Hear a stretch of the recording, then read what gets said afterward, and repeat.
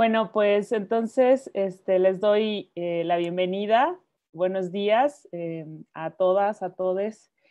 Vamos a continuar con el Simposio de Filosofía y Género en el marco del 20 Congreso Internacional de Filosofía de la Asociación Filosófica de México. Y esta es nuestra mesa 3, titulada Violencia y Resistencia. Si les parece, entonces voy a pasar a presentar a las 3 ponentes que nos acompañan en esta mesa.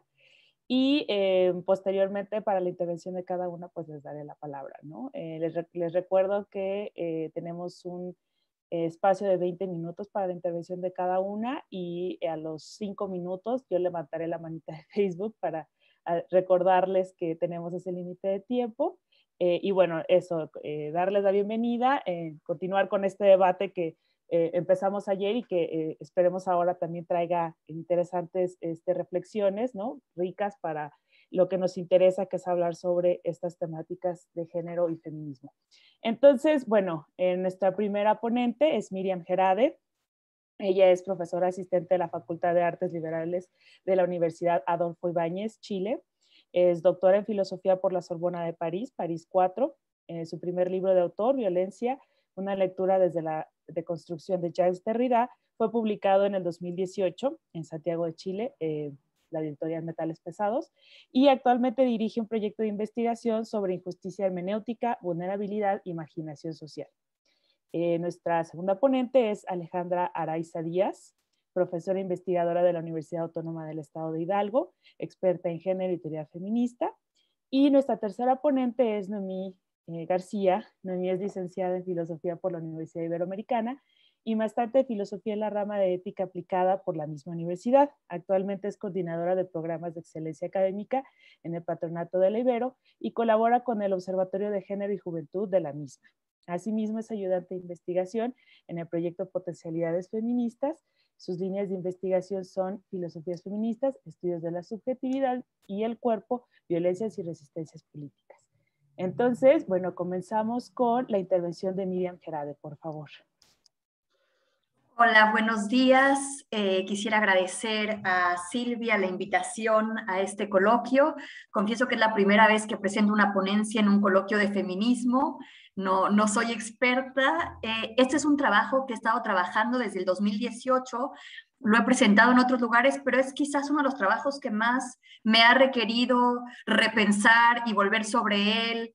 Y bueno, ahora está en dictamen en una revista, si es que todavía sus intervenciones pueden hacer que cambie o quizás en algún momento ya lo descarte. Pero bueno, el título, voy a compartir pantalla. Este trabajo inició de una manera, no está al principio. Este trabajo inició de una manera muy casual. Estaba yo en un coloquio sobre injusticia epistémica en Estados Unidos y prendí el televisor y vi mi pantalla y vi el juicio, partes del juicio a Larry Nassar, quien había sido el médico del equipo olímpico de gimnasia de los Estados Unidos y se había declarado culpable de los cargos de agresión sexual, al menos en Michigan. Y bueno, a partir de ver esto en la televisión, empecé a reflexionar sobre este caso. O sea, fue realmente algo muy curioso y he ido y venido sobre esta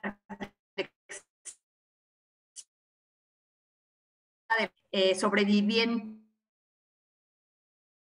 Le dijo a Larry Nassar: las niñas no son pequeñas toda la vida, crecen y son mujeres fuertes que destruyen tu mundo.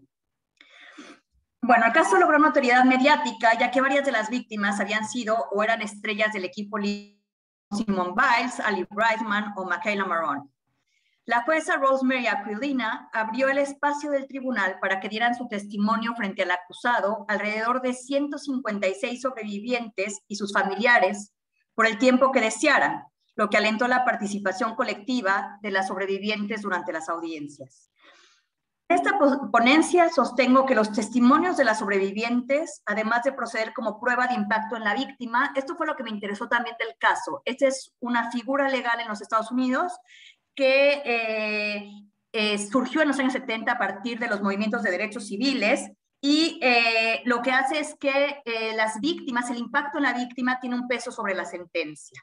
No en la investigación judicial, pero sí en la sentencia. Figura legal que tiene la finalidad de apoyar la decisión sobre la sentencia, responden a algunas demandas centrales del movimiento Me Too, al aceptar el valor de narrar la experiencia de abuso sexual, mostrar el daño provocado por los prejuicios que afectan la credibilidad de las víctimas y hacer visibles las estructuras de poder que silencian los testimonios. La prueba de impacto, más allá de su ponderación en el proceso penal, permite darle a la víctima acceso a un foro donde expresarse y obtener reconocimiento social y legal de su sufrimiento. Foro que puede ser tanto catártico y terapéutico como educativo para otros participantes en el proceso. En un segundo momento me centraré en la participación colectiva de las sobrevivientes en las audiencias, lo que me parece que podría ser un ejemplo de lo que José Medina ha llamado activismo epistémico, como un modo de resistencia que empodera a ciertos grupos, fortalece su agencia epistémica y su voz colectiva. No cabe duda de que el juicio a Larry Nassar resultó enormemente mediático, incluso más allá de las fronteras de Estados Unidos, debido a la popularidad de las gimnastas olímpicas. El hashtag MeToo, que dio nombre al movimiento político feminista homónimo, que invita a denunciar y a dar testimonio de actos de violencia sexual y de acoso, convocó a miles, si no quizás decenas o centenares de miles de mujeres en todo el mundo a señalar que estos casos no están aislados, sino que responden a normas de la masculinidad y de la cultura sexual. El movimiento se originó en octubre de 2006, difundido por la activista afroamericana Tarana Burke, para crear empatía e invitar a dar testimonio principalmente a mujeres afroamericanas que habían sido víctimas de abuso sexual. Sin embargo, el Me Too circuló principalmente a partir de su adopción por actrices de Hollywood en 2017. No podemos dejar de mencionar que al mismo tiempo que el Me Too surgió en Latinoamérica, ni una menos. Un movimiento que busca visibilizar la violencia hacia las mujeres en la región, que está a la cabeza del mundo en esas estadísticas, y su trágica consecuencia en los femicidios, movimiento que nació en Argentina en 2015 y se extendió a Uruguay, México, Colombia, Venezuela, Chile y Perú. El desarrollo del movimiento en torno al Me Too exige preguntar por aquellas poblaciones o grupos en los cuales el Me Too, el yo también o movilizaciones similares, sobre todo en redes sociales como Mi Primer Acoso, no han tenido ninguna injerencia. Grupos extremadamente vulnerables como las trabajadoras del hogar o las prostitutas, que por carecer de contratos y derechos laborales están más expuestas al abuso y a no tener ningún mecanismo para exigir justicia. La misma Burke ha denunciado que el Me Too fue creado para las mujeres y niñas afroamericanas, quienes siguen siendo ignoradas. El quid de la cuestión radicaría no solo en tener acceso a redes sociales, sino en poder organizarse desde instancias colectivas como asociaciones, sindicatos o en general espacios de encuentro. La misma noción de abuso sexual que enarbola el Me Too ha excluido a los enfermos mentales, a las prostitutas, a las mujeres de color, a los homosexuales y a las personas trans y no binarias. En este sentido, es vital reflexionar sobre el hecho de que el eco a un movimiento de resistencia puede a la vez silenciar otros movimientos más marginales, lo que demuestra nuestras limitaciones críticas. A pesar de lo anterior, sostengo que las audiencias en el caso de Nassar, donde las sobrevivientes dieron su testimonio acompañadas de sus familiares y de otras sobrevivientes con él delante, pueden ser rescatadas por el activismo epistémico. Se hacía justicia al desarticular el silenciamiento de décadas en que los testimonios de la experiencia de abuso sexual de las víctimas habían sido desacreditados y negados. El protagonismo de la escena mediática fue obvio en todo el proceso, lo que puede llevar a querer focalizar en la jueza Rosemary Aquilina. En mi opinión, hay que analizar este juicio sin poner todo el peso en la actuación de la jueza, sino entender que sus decisiones replican las demandas de un movimiento colectivo que busca transformar la manera en que se juzga la violencia sexual. El movimiento Me Too ha hecho además especial hincapié en el daño causado por las estructuras de poder que silencian los testimonios de las víctimas y que contribuyen a anular su credibilidad. El juicio a Nassar puso énfasis precisamente en consignas del movimiento tales como Believe All Victims o Yo te creo, que exigen un esfuerzo tanto de la sociedad como de quienes aplican la ley para cuestionar los prejuicios que minimizan la credibilidad y bloquean la escucha de los testimonios. La jueza, una vez que Nassar se declara culpable, se sirve de la figura de impacto en la víctima para hacer de las audiencias un espacio para la escucha de los testimonios. No obstante, persiste la pregunta de si un magistrado puede tomar abiertamente partido por una causa, lo que en el ambiente norteamericano es calificado de activismo jurídico. De hecho, la actitud de la jueza fue motivo de cierta controversia. Su colega en el mismo tribunal del condado de Ingham, en Michigan, William Collett, recriminó a Aquilina haber abdicado de su papel de árbitro imparcial al mostrar abiertamente enojo y hostilidad hacia Nassar. Un ejemplo que cita Collett fue que Aquilina leyera en plena audiencia en tono recriminatorio y a ratos con sarcasmo evidente la carta que el antiguo entrenador le había dirigido, en la que Nassar seguía excusándose en que lo que había hecho entraba en los parámetros de un tratamiento médico, además de que pedía cuentas a la jueza por la forma en que lo había tratado durante el juicio. Algunas afirmaciones de la jueza son todavía más cuestionables, como la frase de la misma sentencia en la que dice que la Constitución no permite castigos crueles, pero si fuera por ella, permitiría que le hicieran lo mismo que hizo a esas jóvenes en su infancia. Ha de admitirse que afirmaciones de ese tipo pueden causar cierta perplejidad. Frente a Collett, quien sostuvo que Aquilina no respetó el proceso judicial, Paul Castle, un antiguo juez ahora profesor de Derecho en la Universidad de Utah, explicó que no hay ninguna contradicción con el proceso judicial porque Aquilina no estaba juzgando sobre la culpabilidad o la inocencia de Nassar, quien ya se había declarado culpable de 7 cargos de agresión sexual a menores, sino que estaba decidiendo la sentencia. Es importante hacer esta diferencia, como lo explica Castle. Según la jurisprudencia establecida por la Suprema Corte de Justicia de los Estados Unidos, el momento de la condena es distinto al juicio. Y una vez completada la evidencia, la jueza tiene derecho a fungir como la voz de la comunidad a la que representa. Entendido este aspecto dentro del sistema de nombramiento de los la comunidad de los jueces en Estados Unidos, que son elegidos por las comunidades locales. No sería pues cuestión de prejuicios, sino que supuestamente un juez se forma una opinión propia durante el proceso.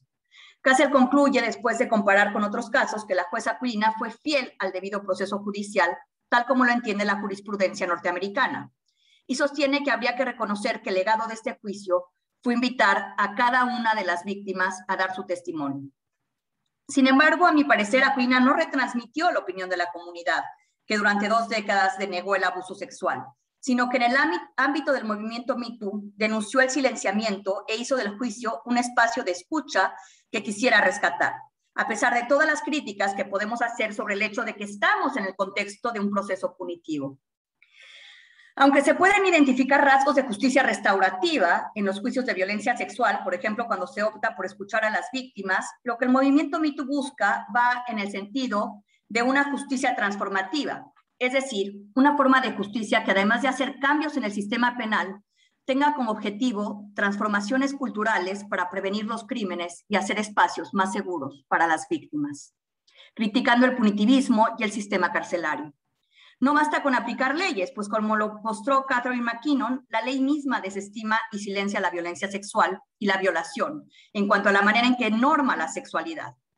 Sin embargo, gracias al movimiento feminista se han visto progresos en la jurisdicción. El mismo estado de Michigan ha sido excepcional en esta historia, un aspecto que quizás haya que considerar a la hora de evaluar lo que ocurrió en el juicio a Nassar.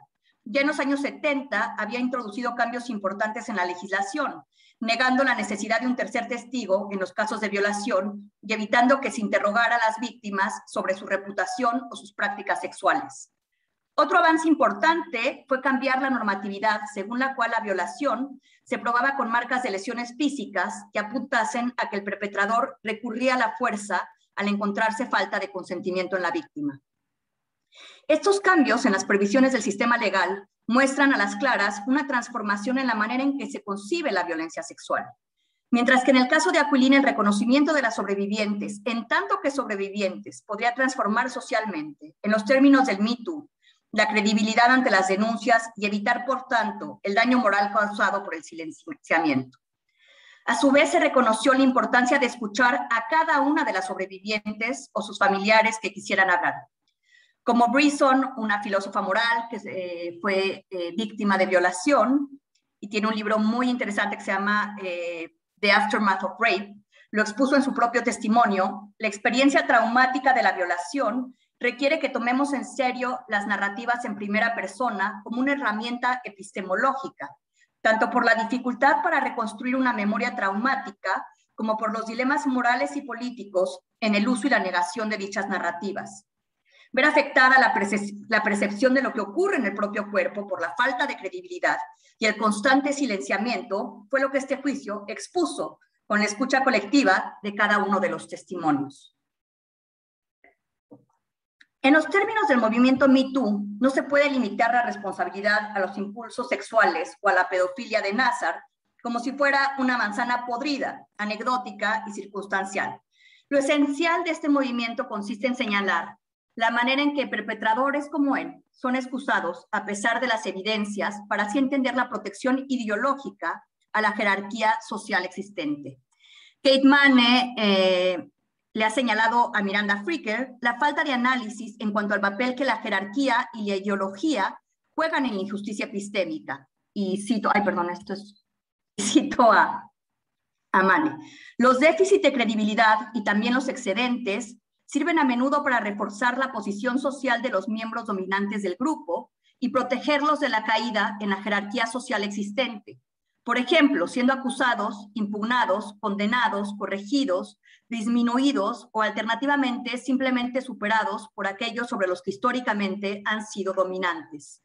Si esta hipótesis va por buen camino, entonces predecimos que los miembros de grupos históricamente subordinados tenderán a sufrir de déficit de credibilidad en relación con lo históricamente dominantes en situaciones de conflicto, por ejemplo, los escenarios de él dijo, ella dijo.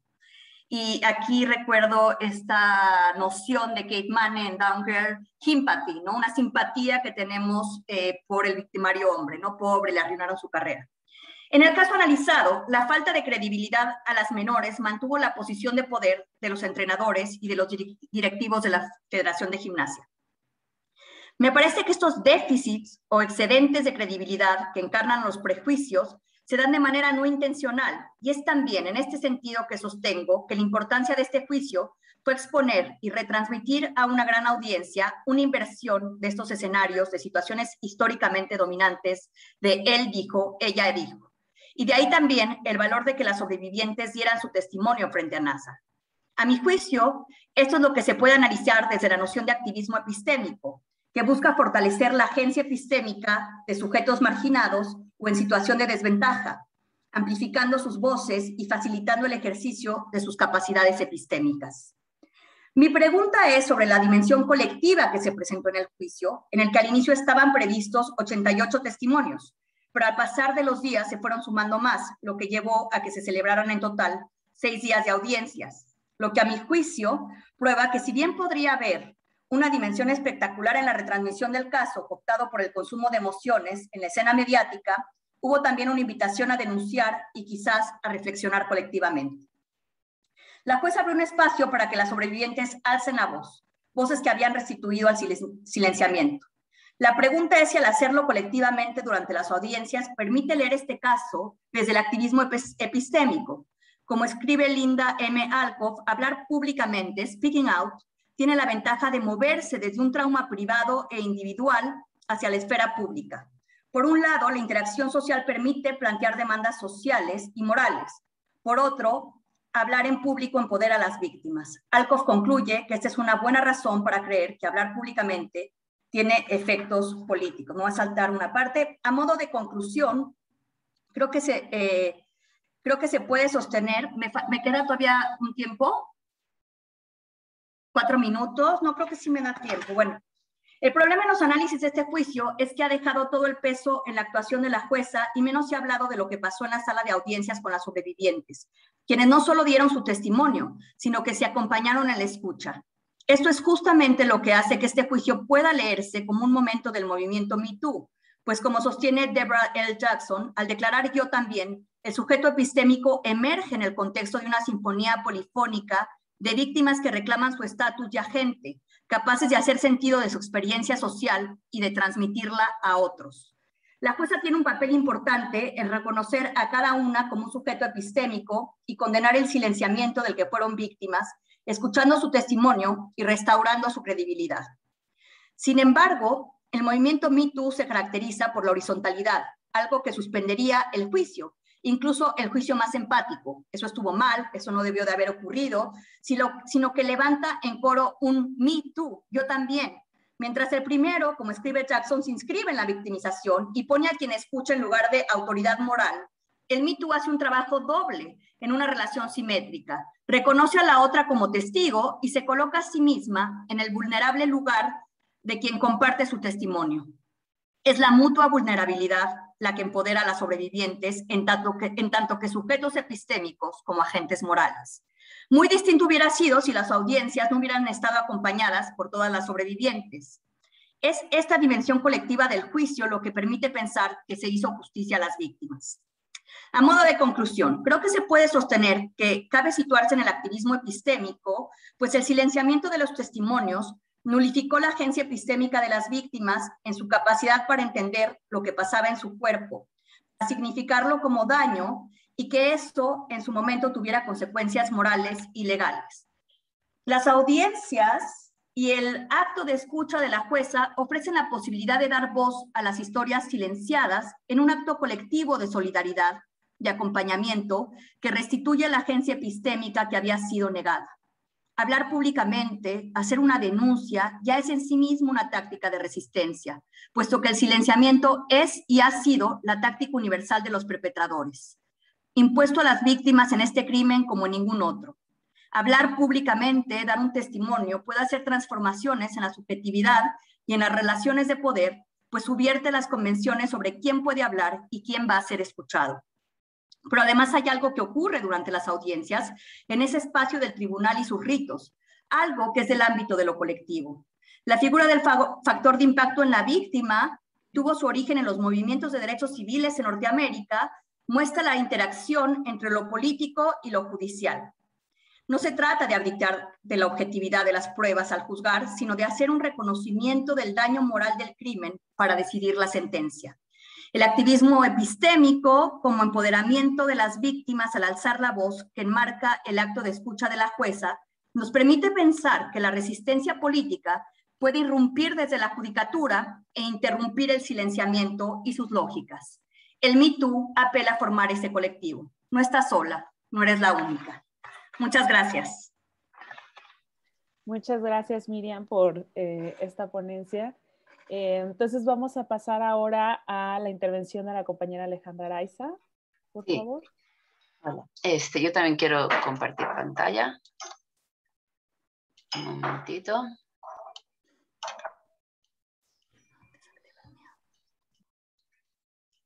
Bueno, yo digo un poco lo contrario que Miriam. Me siento como infiltrada entre filósofas, pero muy cómoda en la teoría feminista, un poco al revés. Y justamente yo estudié el doctorado en Psicología Social en la Autónoma de Barcelona y creo que, bueno, la idea es que un poco de ahí también me vino, digamos, el gusto por la epistemología y por el postestructuralismo, que ya más o menos los venía cultivando, pero creo que ahí es donde ya he ido saliendo, voy a decirlo así, de mi closet, y me encanta la filosofía, pero también voy a presentarlo en mi manera de ser, que finalmente ha sido totalmente transdisciplinar. Entonces, la idea aquí es intentar crear puentes con otros argumentos más sociológicos, y el punto de partida, pues se parece un poco a lo del activismo epistémico que nos estaba comentando Miriam, pero yo he llegado a él a través de la epistemología feminista, ¿no? Entonces, este asunto que desde Adrienne Rich se habla de la política de la localización y que después con Donna Haraway va yendo hacia los conocimientos situados, desde estas experiencias personales y políticas más allá del sujeto cognoscente universal, masculino, ¿no? Aquel de un poco de esta razón patriarcal, ¿no? De la que se ha estado hablando. Los conocimientos situados son en plural, porque justamente la idea es que son múltiples visiones, no esta visión, lo dice Don Haraway, del truco de Dios, ¿no? Que mira desde ningún lugar sin ser visto, sino desde esta política de la localización, y que también puede dialogar perfectamente con la idea de parcialidad, solidaridad en lo político, o lo que Marina Garcés dice que para la filosofía, que es una forma de compromiso con el mundo, ¿no? Entonces, finalmente, yo después de vivir muchos años en Europa, regresar a México, pues este asunto, o sea, es decir, me interesaba la la teoría de género y la teoría feminista, pero este asunto de la violencia no era como mi tema favorito, ni mucho menos, ¿no? Entonces finalmente llegas aquí y esto termina siendo como la interpelación directa y así fue como llegué a estos temas. Primero empecé hablando de violencia simbólica, que ahorita les voy a comentar un poco, ¿no? De cómo pues todos los productos audiovisuales, comerciales, canciones, etcétera, hacen que esta violencia estructural sea posible, pero finalmente mis propios estudiantes me pusieron el tema de la violencia feminicida, ¿no? Entonces, intentando comprender esto, que es tan terrible y que además dices, pues claro, esa es la experiencia sobre todo de las mujeres jóvenes, especialmente Flor Karina Vargas, es con la que más lo he trabajado, pues ella vivió en Tula, ¿no? Entonces, Tula Hidalgo es de las regiones más duras en términos de feminicidios de este estado, ¿no? Entonces, la idea era comprender esto y no solamente comprenderlo, sino también buscar posibles soluciones. Entonces, lo que voy a presentar es más bien, o sea, hemos hecho varias cosas con ellas y también con ella y también con Norman Monroy, diferentes artículos y diferentes como aristas de una investigación sobre violencia feminicida, vamos a llamarlo así. Y en algunos momentos hemos trabajado más los argumentos sociológicos y jurídicos, en otros momentos hemos trabajado más como el acompañamiento de familiares y entonces hay más investigación activista feminista. Y aquí era como una parte del marco teórico que intentábamos construir que dialogara con otros, vamos a decir, supuestos más, si quieren, de corte filosófico, pero aquí también hay entrecruzamientos, ¿no? Entonces, por eso le llamé así como posibles diálogos. Pues por una parte el género, tenemos varias lecturas sobre el género, pero una de las que nos sirve mucho para pensar esto es la que plantean Patricia Amigot y Margot Pujal, leyendo obviamente esta historia del poder y la sujeción que nos plantea Foucault, pero también el asunto digamos, pues de la lectura que hace Butler del género performativo, ¿no? Tomando también estos mismos argumentos. Ellas le llaman el género como dispositivo de poder. No solo esta construcción cultural de la diferencia sexual que ya nos venían marcando las teóricas del género, sino como un dispositivo que nos sujeta y nos obliga a actuar el rol que nos corresponde, porque creemos que sí tiene que ser necesario entenderlo desde esa lógica, para luego pensar con Rita Segato en la guerra, el castigo, todas estas cosas, ¿no? O sea, como hay un dispositivo del cual nos cuesta, pues escapar, pero también ocurren los agenciamientos, ¿no? Donde hay poder, hay resistencia. Y quien nos ayudó mucho también a ir ampliando este marco teórico fue María Lugones con la idea de la colonialidad del género, porque claro que nos dábamos cuenta que, bueno, esto que nos dice la teoría de género de la interseccionalidad, que también no simplemente, bueno, pasa por la marca del dispositivo de género, sino que son sujetas racializadas y también, bueno, obviamente la edad también podría ser otro factor, pero este asunto de María Lugones de la modernidad, colonialidad, no se puede pensar sin el engendramiento, dice ella, ¿no? Sin el género. Y esto nos funcionaba también para pensar en esto. Ya les digo que cuando llegué a la violencia simbólica, pues me fui también a hacer las lecturas más sociológicas de Bourdieu, que en realidad este libro de la dominación masculina es bastante lo que dice la teoría de género, con otros términos, ¿no? Entonces, pues la implicación de esta división simbólica del mundo en masculino y femenino, pero esta división simbólica, como todo en Bourdieu, lo interesante es que tiene efectos en prácticas concretas, ¿no? Que son pues estas prácticas que justifican, a partir de esta diferencia biológica, todos los simbolismos que se crean, justifican la dominación. Y la herramienta para esa justificación es la violencia simbólica. Esto nos parecía muy importante porque incluso en esto que nos hablaba Miriam del juicio, pues creo que hay muchas, desde esta lectura, ¿no? Se puede ver que está plagado de esta violencia simbólica que va todo el tiempo, justificando la otra, ¿no? Y eso pasa mucho en todo lo que se denuncia desde ¿cómo se dice? Los argumentos jurídicos feministas, que es la revictimización, por ejemplo, ¿no? Y esta justifica la violencia estructural. El dominado, y ahí también es uno de los grandes temas que vamos encontrando, o la dominada en este caso, colabora con la dominación porque solo tiene los códigos que comparte con el dominador. Y esto es muy complejo, ¿no? O sea, obviamente aquí no tenemos que explicarlo, pero sí cuesta mucho cuando en conferencias más divulgativas, vamos a decir, sobre temas de género, siempre te salen con las preguntas de, pero las mujeres son las principales enemigas de las mujeres, o cosas así, ¿no? Y es como, sí, es por un proceso de violencia simbólica que hace que todavía sea mucho más complejo desmontar este asunto, ¿no? Entonces, pensando en la violencia, fuimos llegando como a diferentes autores y autoras y empezamos a leer con este grupo de investigación a Hannah Arendt, que nos interesó, ¿no? Por el asunto pues, de ver la violencia no como un fin, sino como un medio, que sí se aproxima a la cuestión de la fortaleza, el poder y la autoridad, pero que no son exactamente eso mismo. Lo que nos gustó de ella, o los argumentos que nos ayudaron a pensar, fue que el poder requiere legitimación, mientras que la violencia necesita justificación. Entonces, si pensamos en la violencia hacia las mujeres, podemos suponer que el poder de género o el dispositivo de género es algo, digamos, socialmente legitimado, o sea, de un género sobre otro. Sin embargo, cuando hay un mínimo cuestionamiento, que a veces esto siempre, obviamente es debatible, ¿no? Si hay más feminicidios ahora o es que ahora están más visibilizados, pero digamos, si seguimos esta argumentación, podemos ver que estos cuestionamientos lo que hacen es que se generen herramientas de violencia para reconducir hacia el fin, que es el poder de la dominación masculina. Este es uno de los temas que nos parece muy importante discutir, porque si no desmontamos ese dispositivo de poder, entonces podemos quedarnos simplemente pidiendo más leyes, y no es que las leyes que tenemos estén mal, el problema es cómo se aplican. Eso tiene mucho que ver con la violencia simbólica, ¿no?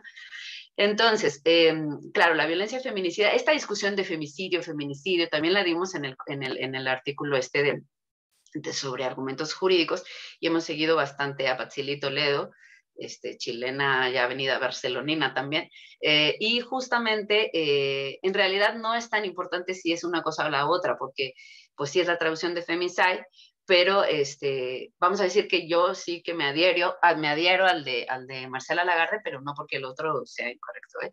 Lo que nos interesa con Karina, sobre todo cuando lo hemos ido trabajando, hemos pensado mucho en llamarlo más violencia feminicida, para no referirnos solo a los asesinatos en sí, sino a toda esta espiral, a esta cultura también de la violencia feminicida que se está generando en México, ¿no?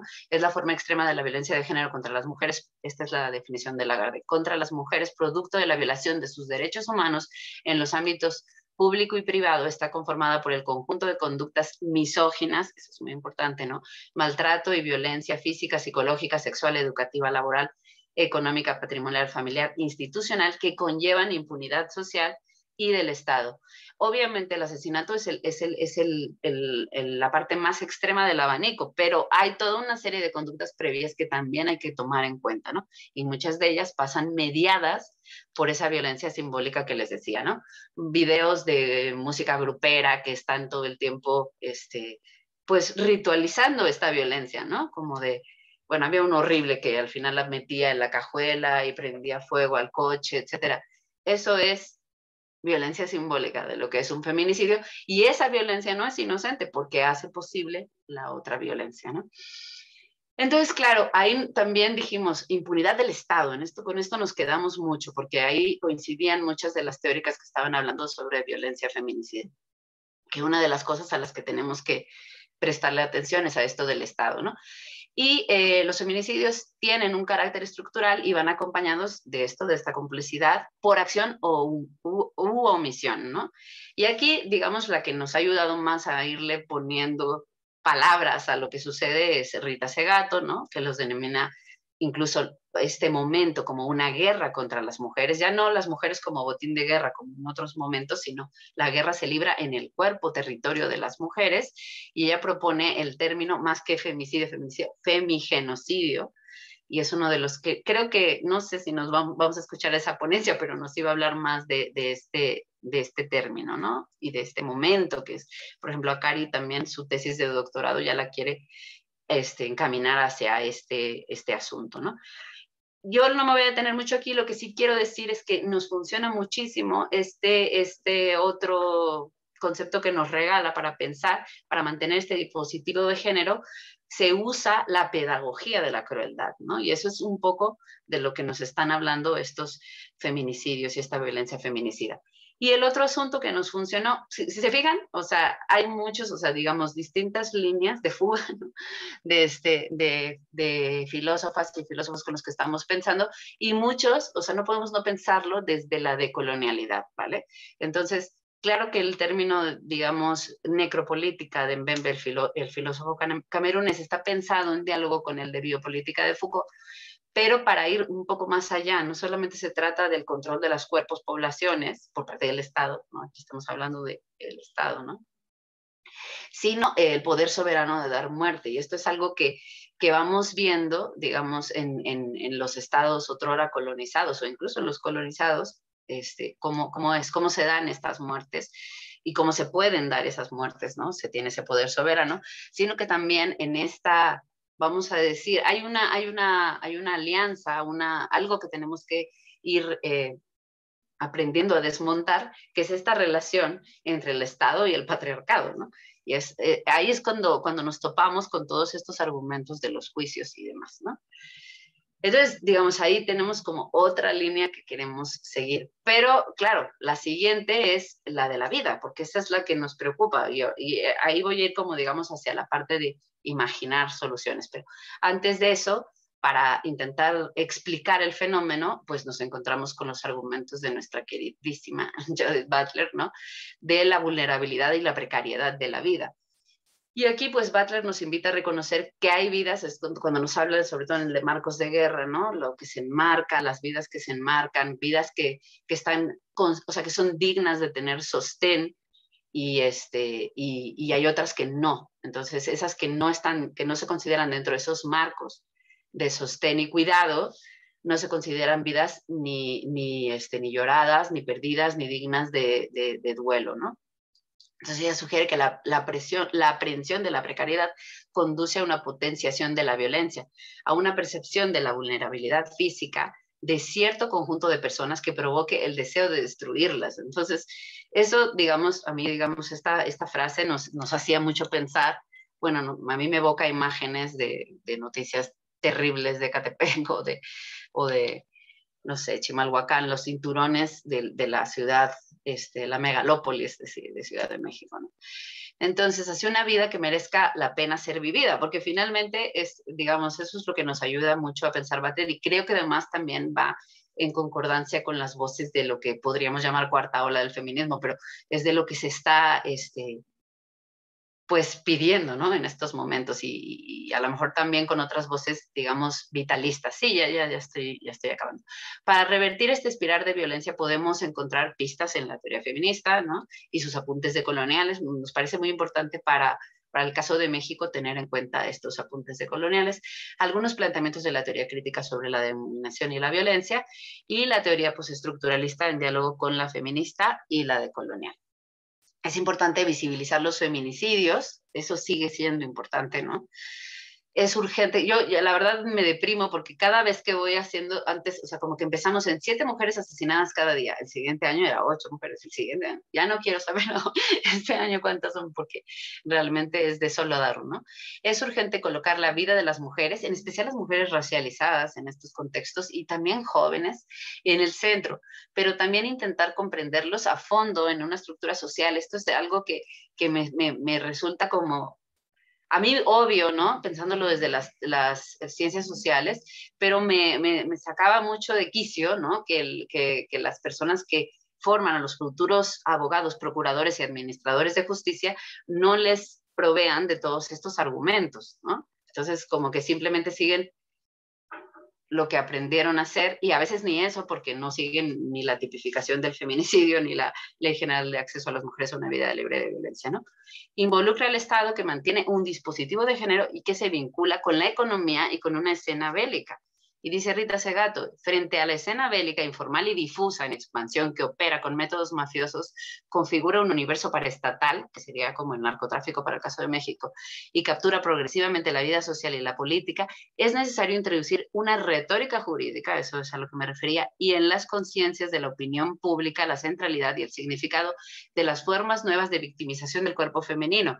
Localizar y desarticular este dispositivo de dominio es una tarea urgente no, que a veces, bueno, parece que estamos obsesionadas, pero no está pasando, ¿no? Y más que nunca, vivas nos queremos. Por eso también, frente a todos estos como lemas que se fueron dando, hashtag #MeToo, Ni Una Más, todos me parecen muy relevantes de este momento del movimiento feminista, pero mi favorito es este, porque creo que ahí es como ya estamos imaginando lo que queremos, ¿no?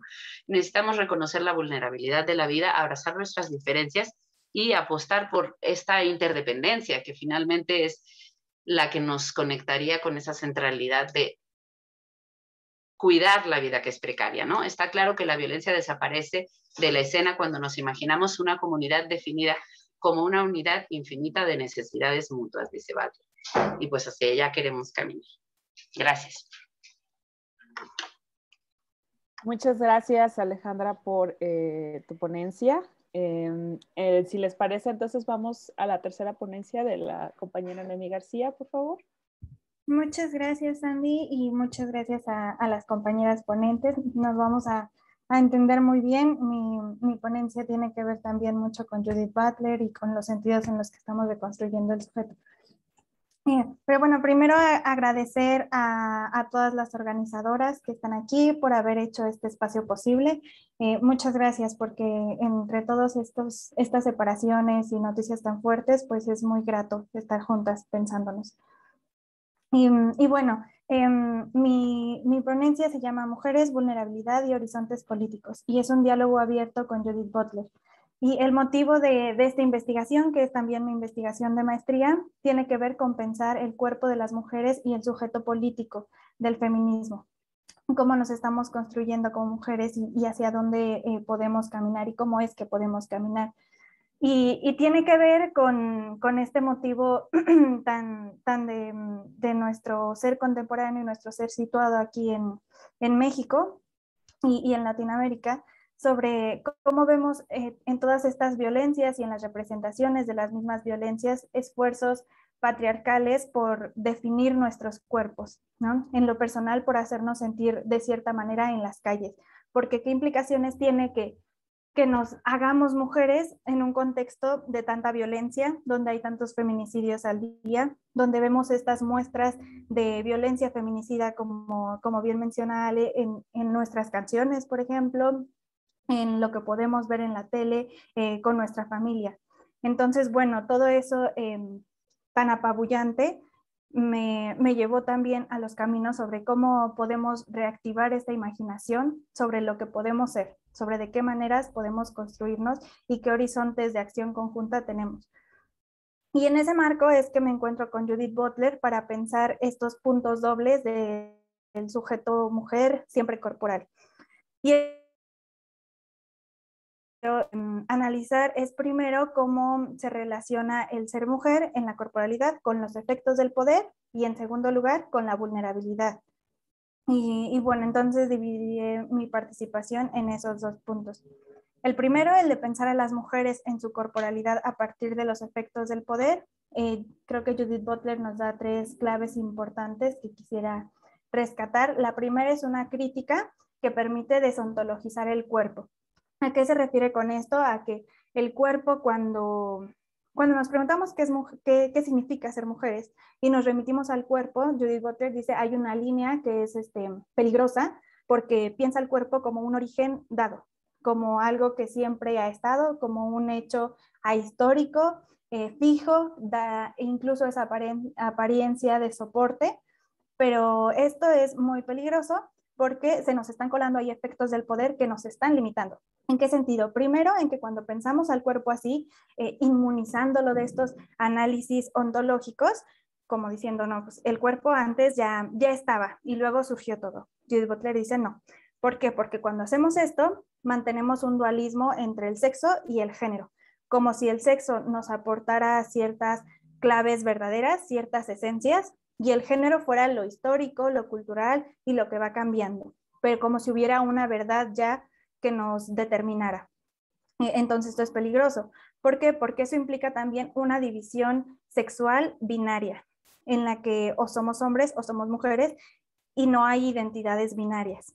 No hay identidades que no quepan en este binarismo. Esas identidades son pensadas como enfermas, como desviadas, pero Judith Butler enfatiza aquí que realmente hay una sensación de las mujeres de incomodidad, ¿no? Porque no nos podemos sentir cómodas, y esto se relaciona mucho con las representaciones que hablábamos en la mesa de ayer, como es esa mujer con mayúscula, ninguna encajamos, hay algo mal ahí, ¿no?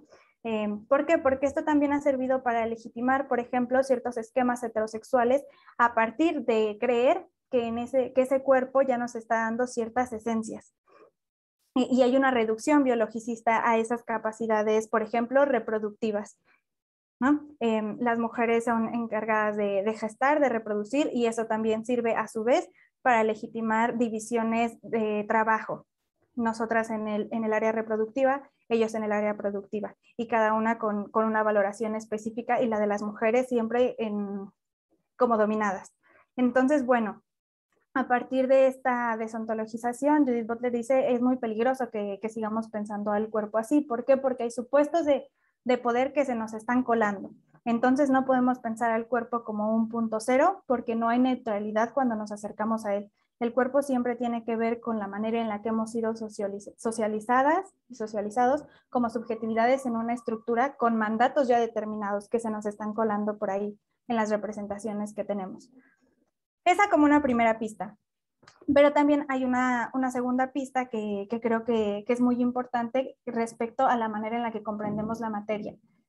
Y esto se acerca mucho a lo que proponían Giovanni Lu en la mesa pasada de ayer, en la que decían, bueno, es que hemos pensado que la materia está por un lado y los discursos están por otro lado, pero no es así. Ese dualismo no es tal, porque la materia está imbricada con el poder con los discursos todo el tiempo.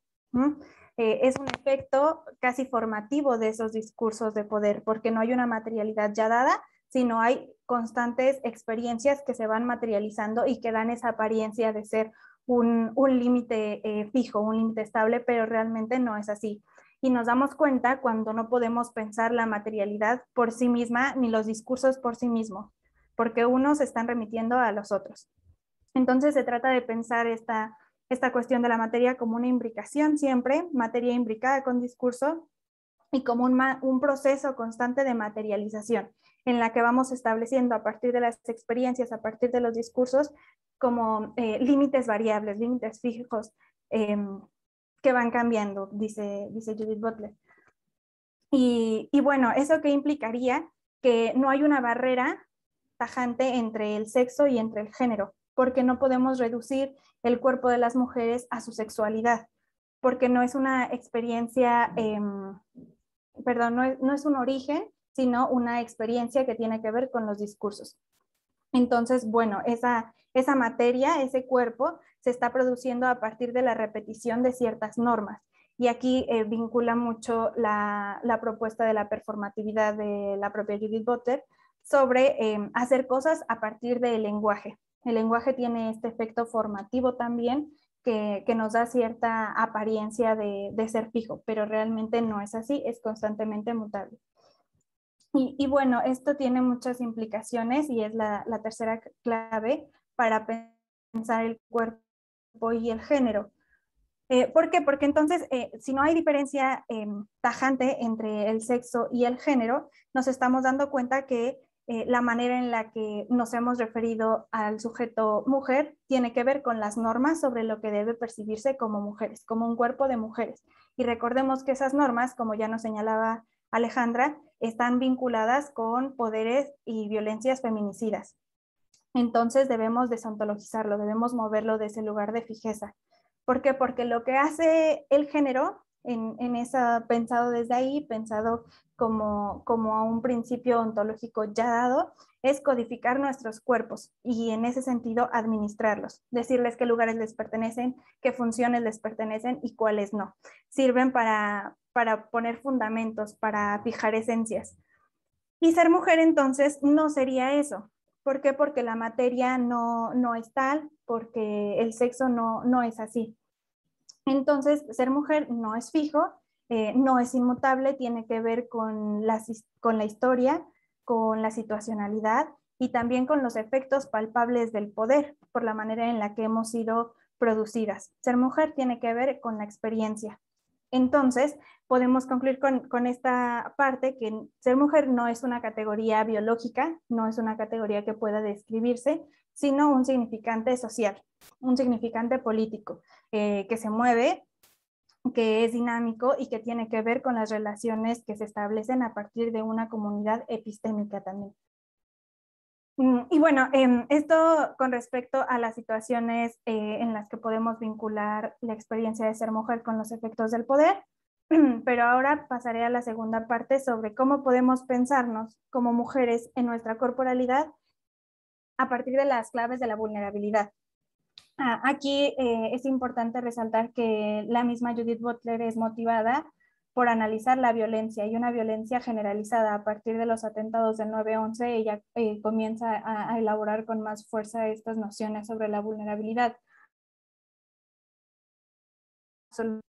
Y entonces dice, ¿cómo podemos hacer que los cuerpos importen si parece que en este paradigma no están importando? Que hay vidas que son dignas, que son vivibles, que son llorables y otras que no. Entonces, ¿cómo hacer para que todos los cuerpos importen? Y en ese contexto es que recupera las nociones del propio Levinas sobre el rostro, sobre la piel, sobre la exposición a la violencia y piensa la vulnerabilidad. Aquí igual tengo tres claves y la primera es pensar la vulnerabilidad como un principio ontológico que va muy les digo, en esa propuesta levinasiana y tiene que ver con que para Judith Butler la vulnerabilidad es un principio ontológico. ¿Por qué? Porque es una condición corporal, es algo irrenunciable, es la manera que tenemos de experienciar el mundo a partir de las afecciones. ¿Por qué? Porque tenemos piel y esa piel es una piel expuesta al otro. Y para Levinas es una piel, un rostro que invita a la violencia, pero que a la vez pide no matar, ¿no? Pide una demanda ética.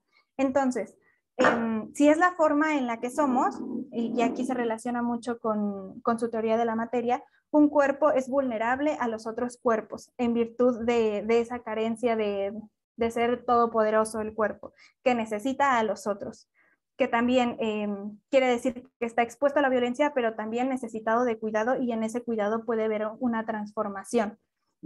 Y no solo en algo tan palpable que podemos sabernos vulnerables porque somos mortales, porque podemos morir. También, y aquí también el lado un poco más filosófico en cuanto a que somos expuestos a los discursos de los otros.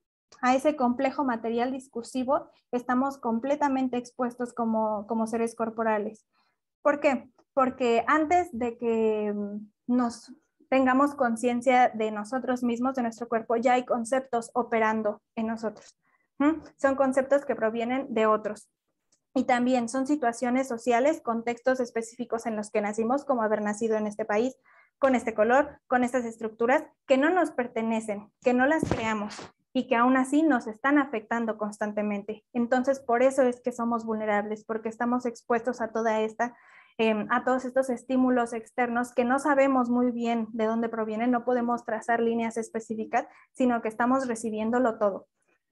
Entonces, así es que la vulnerabilidad puede comprenderse como un principio ontológico. Además, una implicación importante de esto y una segunda clave de Butler al respecto es que este paradigma de la vulnerabilidad nos permite redefinir al sujeto. ¿Por qué? Porque si nos pensamos a partir de eso, de la vulnerabilidad, del estar constantemente afectadas y afectados por otros, ya no podemos sostener ese ideal del sujeto autónomo, de un sujeto que está cerrado y completo como unidad en sí mismo y que además es soberano de sí mismo. Ya no podemos sostener eso. Y a ese respecto, por ejemplo, podemos decir que somos sujetos abiertos completamente. ¿En qué sentido? En el que estamos formados como sujetos y marcados por categorías que nos anteceden, que no escogemos, también por vínculos que no podemos concebir, y que la vulnerabilidad para Butler nos coloca como sujetos extáticos. ¿Esto qué quiere decir? Que estamos fuera de nosotros mismos, que estamos volcados de cierta manera de otros y de otros que no podemos definir del todo. también somos sujetos interdependientes. Ya no es ese sujeto independiente, soberano de sí mismo, sino sujetos interdependientes a partir de su corporalidad mortal que requiere de cuidados. Y también descentralizar los cuidados solo de esas condiciones que habíamos estado pensando solamente como la enfermedad o la infancia, sino un cuidado permanente, que todos los cuerpos necesitamos ese cuidado para poder sobrevivir. Y bueno, eso ahora lo podemos ver tal vez más que nunca con este contagio, ¿no? Los cuerpos dependemos de otros cuerpos, queramos o no. Y son cuestiones que lo hemos visto, no podemos rastrear cuando hay brotes de contagios en las comunidades cercanas, pues bueno, no podemos saber de dónde, pero sabemos que somos completamente interdependientes. Estamos en una exposición permanente e involuntaria. Entonces, bueno, pensar la interdependencia a partir de esta redefinición de la subjetividad, pero también el sujeto ya como un sujeto limitado epistémicamente, y esto también se relaciona mucho con lo que nos decías, Miriam.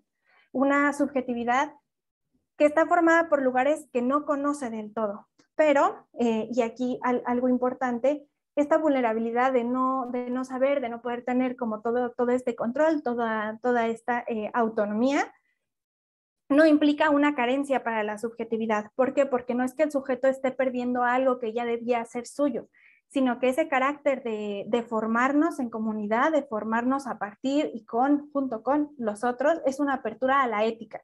Entonces la vulnerabilidad no está siendo un proceso de carencia, sino un proceso de desborde, un exceso. ¿Por qué? Porque nos está llevando a pensarnos abiertos, en constante transformación, en constante vinculación. Entonces es algo realmente abundante en el sujeto. La vulnerabilidad no es esa falta, sino esa abundancia de la comunidad.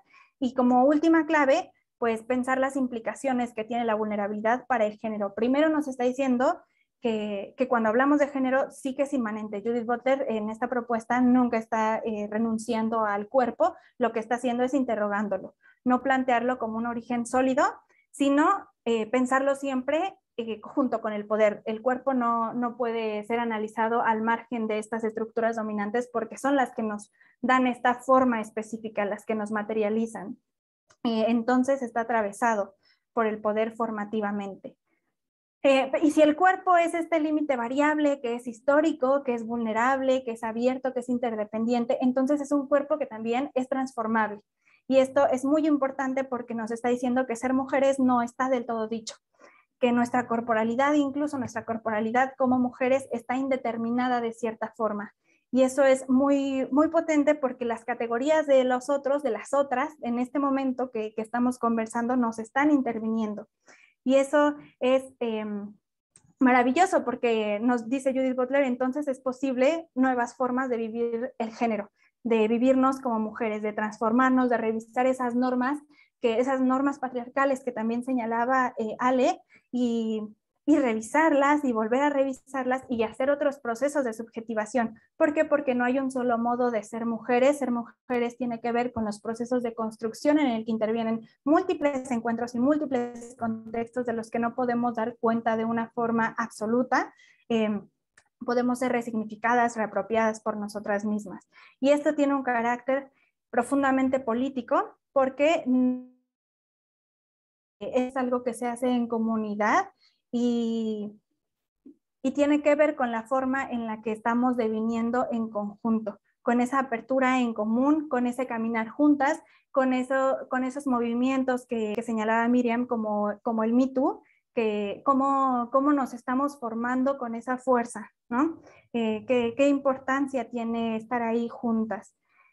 Y bueno, ya para concluir, creo que esta reflexión en la que Butler nos dibuja un mujer es otro, es muy importante porque nos está diciendo que tiene que ver con una comunidad política, que tiene fines éticos, que tiene fines políticos, no que se limita a una descripción de características anatómicas. Y bueno, considero que su propuesta en este diálogo con nuestra situacionalidad en México también es potenciadora para hacer frente a los contextos de violencia que pueden ser tan apabullantes, porque nos recuerda que no estamos determinadas, que no que no tenemos solamente ese no a los espacios que nos han sido históricamente negados, como las calles, las escuelas, nuestras mismas casas, en todo este contexto de violencia. Creo que de esta manera, en este marco, ser mujer en un territorio en donde 10 mujeres son asesinadas cada día, es importante recordar que podemos ser otra cosa y que lo vamos a hacer, ¿no? Que vamos a hacer otra cosa, que estamos juntas en este andar. Muchas gracias. Gracias, Noemí, por tu ponencia. Bueno, con eso damos por terminada la mesa. Vamos ahora con la sesión de preguntas. Ya tenemos por aquí una pregunta de Facebook, pero bueno, nos gustaría primero abrir los micrófonos para ver quién de las presentes aquí conectadas gustan hacer preguntas a las ponentes.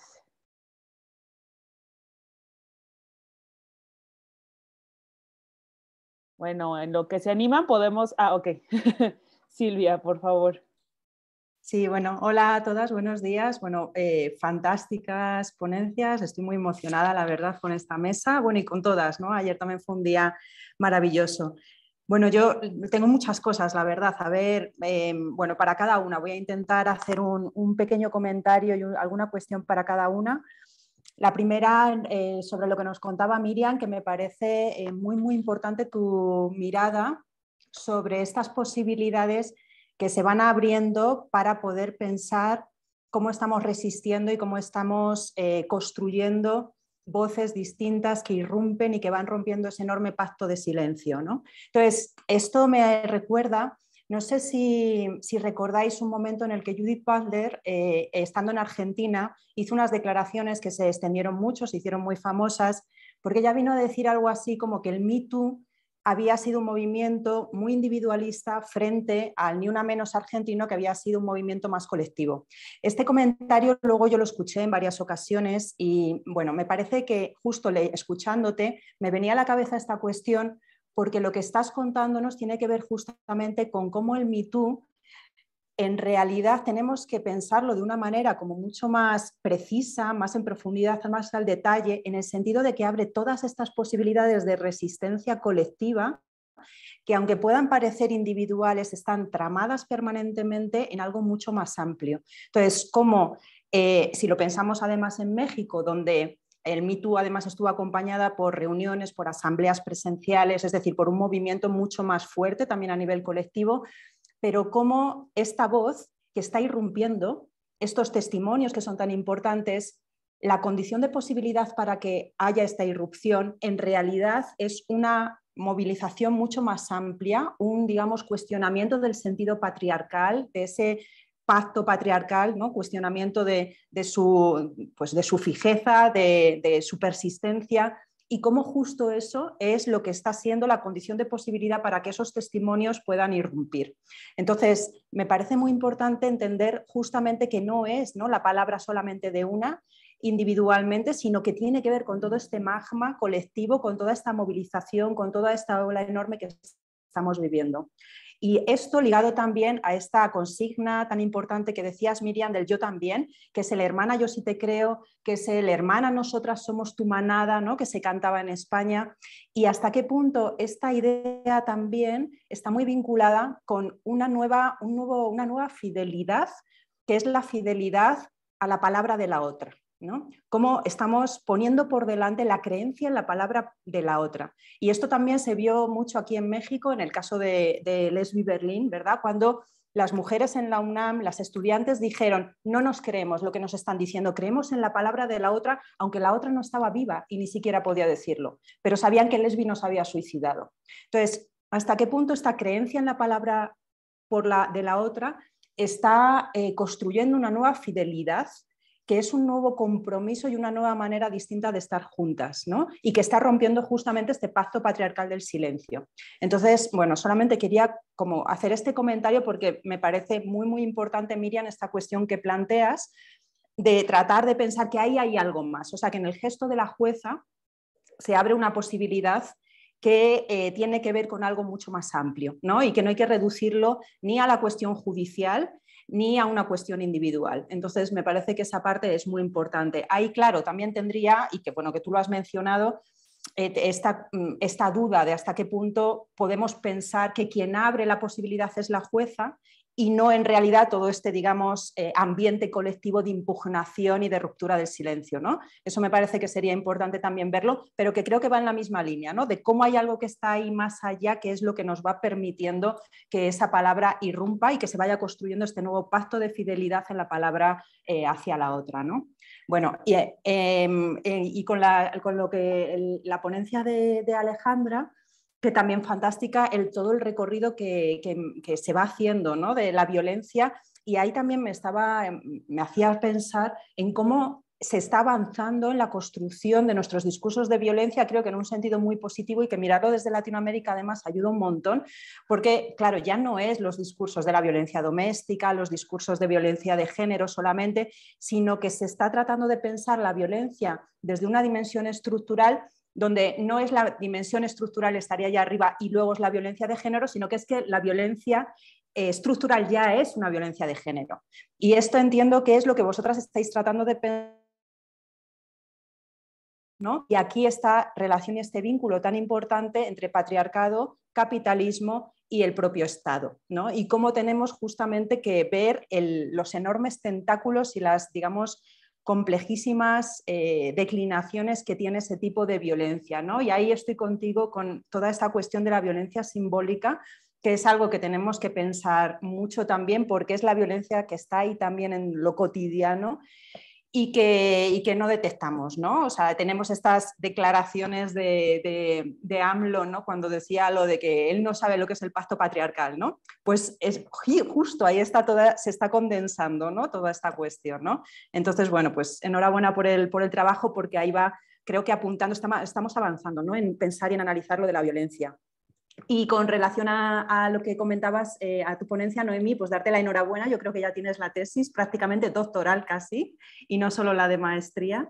Creo que además pues, logras hacer y cambiar como todo este discurso que a veces funciona mucho, se ha escuchado mucho, de que parecería que para pensar la violencia tenemos que regresar a los discursos fuertes, materiales, al cuerpo, y que no tenemos que dejar de lado todos esos discursos que pues hablan desde el feminismo más de la construcción de género y demás, ¿no? Y como lo que tú nos vienes a recordar justamente es, no, es que justo para pensar la materialidad necesitamos pensar los procesos de significación, y si no pensamos los procesos de significación y de interpretación cultural y de género de los cuerpos, entonces no podemos desarmar la violencia, ¿no? Entonces eso me parece clave, porque justo nuestras luchas parece que, ¿no? Por una parte estarían los movimientos que están tratando de defender y de luchar en contra de la violencia, y luego estarían las teorías que están, cómo tenemos que pensar las dos cosas juntas, ¿no? Entonces, bueno, eso como que me parece fantástico. Y luego la cuestión de la vulnerabilidad como abundancia. Eso, no sé si quieres comentar algo más también, pero me ha parecido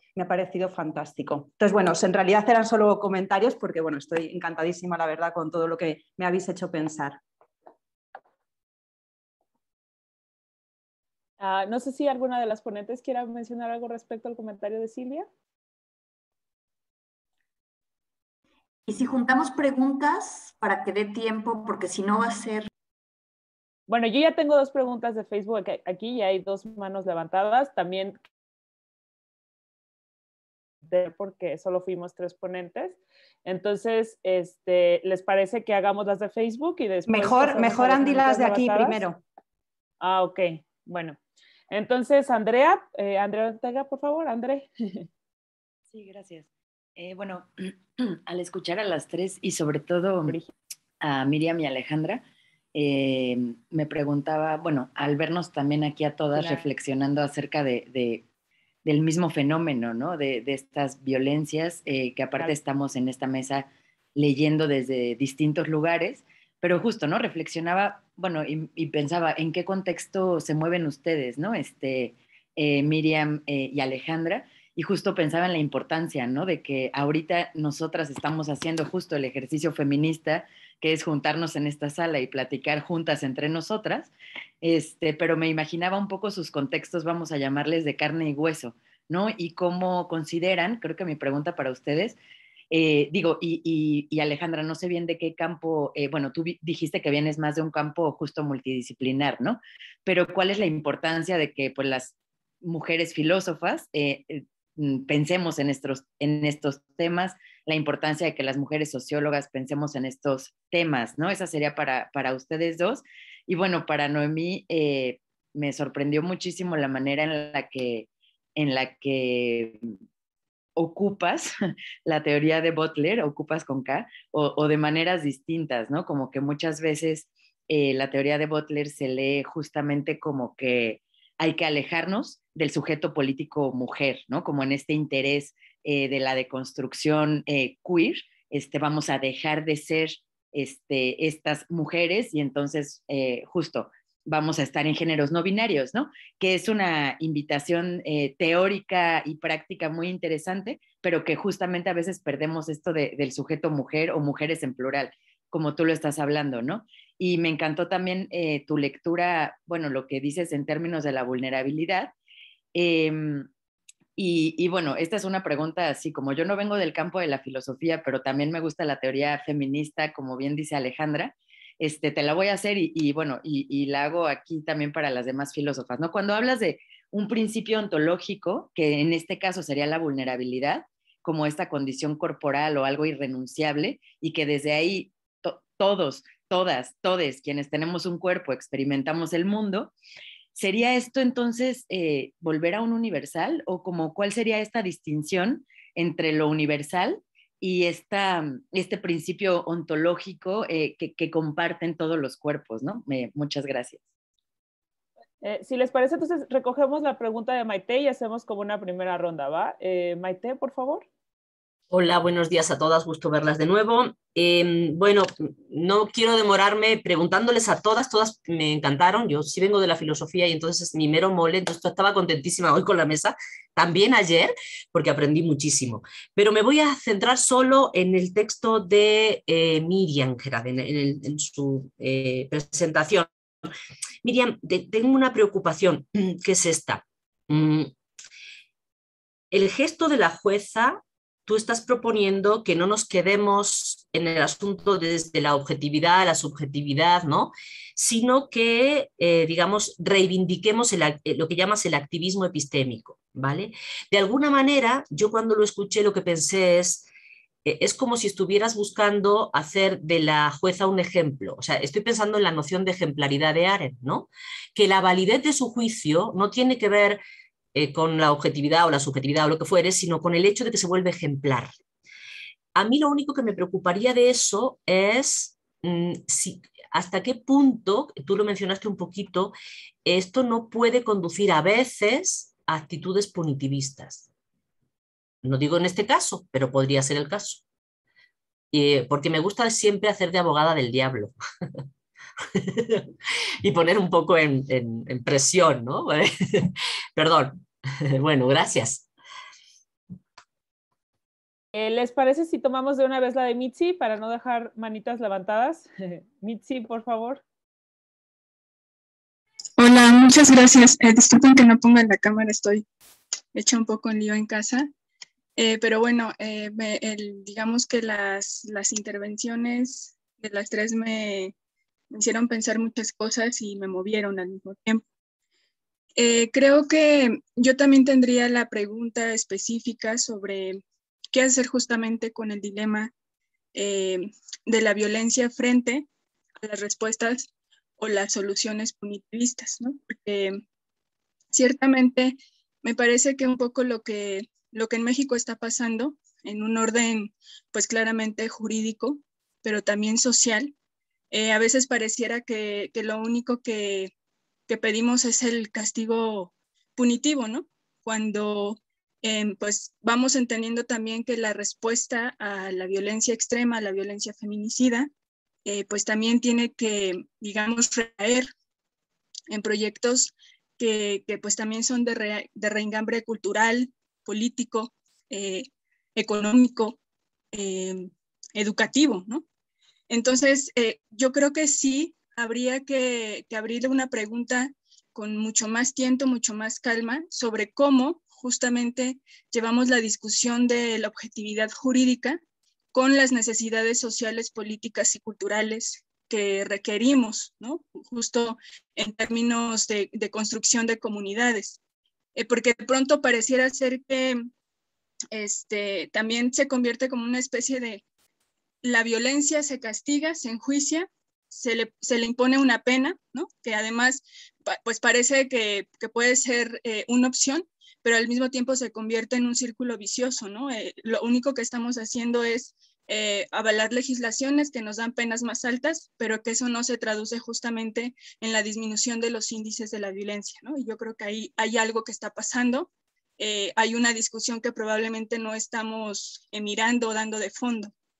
La otra cuestión es, yo ahorita que escuchaba justamente la participación de Alejandra sobre el tema de la violencia feminicida, me recordé este caso que ahorita está pues siendo pues acompañado y puesto como en la escena pública por un grupo de mujeres en la periferia, las compañeras de Nos Queremos Vivas Nesa. Y es el caso de esta chica que ha sido pues encarcelada justamente, ¿no? Y creo que por eso el tema del punitivismo y las discusiones jurídicas versus las discusiones sociales y políticas son importantes, ¿no? En las dos direcciones. El caso de Roxana, que fue detenida justamente porque asesinó a la persona que iba a asesinarla, ¿no? En defensa propia. Y que claramente es un ejemplo de cómo este círculo punitivista no solamente no resuelve justamente el tema de la violencia, sino además permite y exacerba que la violencia de género se cierna con mucho más fuerza sobre pues, las mujeres, ¿no? Porque claramente ahí el tema de la culpabilidad, el tema de la objetividad de la ley, pues se impacta de manera diferenciada en este caso, porque además creo que pasa una cuestión muy singular, ¿no?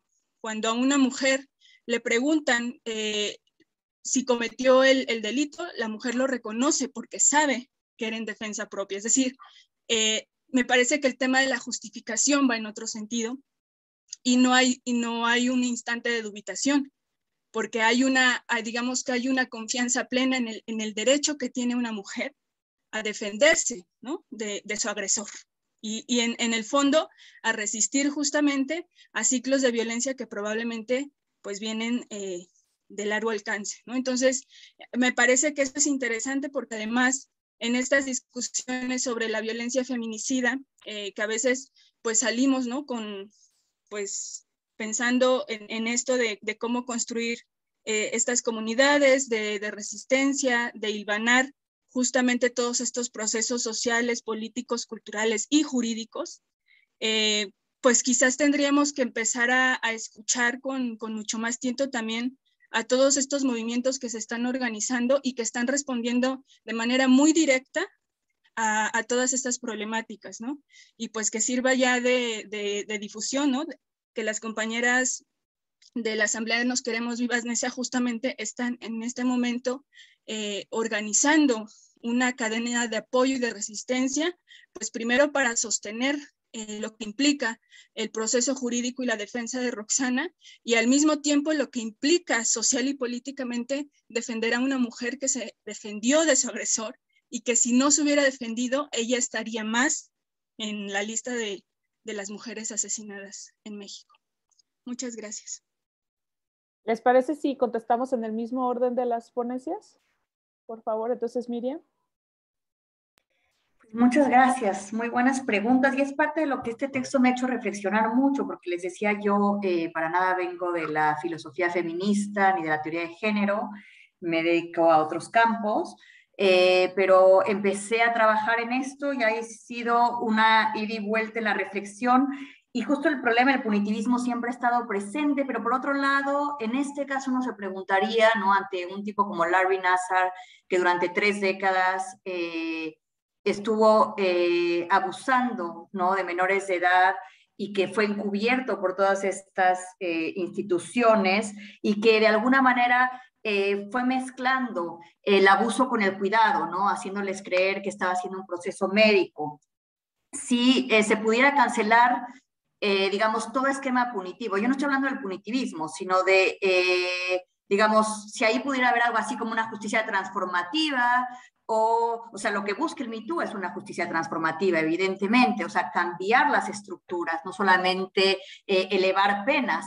Pero en este tipo de casos uno se pregunta si tenemos que dejar completamente fuera del feminismo todo lo que tenga que ver con la jurisdicción. Y ahí es donde yo, porque me han dicho mucho de que si esto no se presta a lo punitivo. Claro, el problema es, Maite, y eso me lo dijo un dictaminador, el problema ahí sí es qué pasaría si esta jueza lo hace así, pero con otro caso que no nos parecería tan justo. Ese sería también el problema, o sea, hasta dónde ese activismo jurídico puede ser aceptable.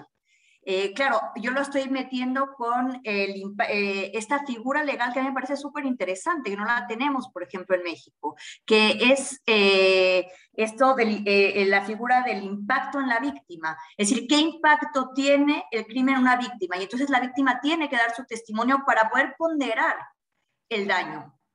No solamente el crimen, sino también el daño en la víctima. Y eso me pareció muy interesante. Y lo que dice Silvia, sí, yo justo lo que trato de decir es que no es nada más la jueza, sino que la jueza también está haciendo ecos del Me Too. El Me Too nunca es en vertical, y ese también es el problema de que hay una jueza. Siempre tiene que ser en horizontal.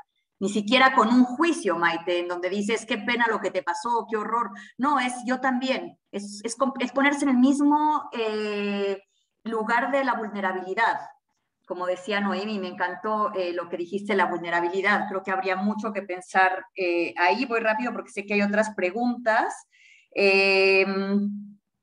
Pero bueno, y por ejemplo, revisando lo de Andrea, todo esto me salió también porque estuve leyendo mucho algo que estoy trabajando sobre injusticia hermenéutica, sobre el Flickr. Entonces sí, creo que la filosofía está avanzando mucho. Por ejemplo, este libro de Susan Brison, que es maravilloso, ¿no? Ella también fue víctima de una violación. Para pensar desde la filosofía el daño moral de la violación, la relación con el cuerpo y muchas cosas, ¿no? La credibilidad, ¿no? Lo que hace el silenciamiento. Porque una de las cosas que pasa con estas gimnastas, y bueno, yo sí lo digo, el Me Too, Silvia, y es importante decirlo, empieza con las mujeres afroamericanas. Lo hace Tarana Burke, y ahí el problema es que finalmente termina haciendo ecos con las actrices de Hollywood, pero eso es un problema nuestro también, de nuestras limitaciones críticas. El movimiento no empieza con las actrices de Hollywood. Y Tarana Burke lo ha dicho mucho, que siguen siendo silenciadas las mujeres afroamericanas. Para ellas fue este movimiento.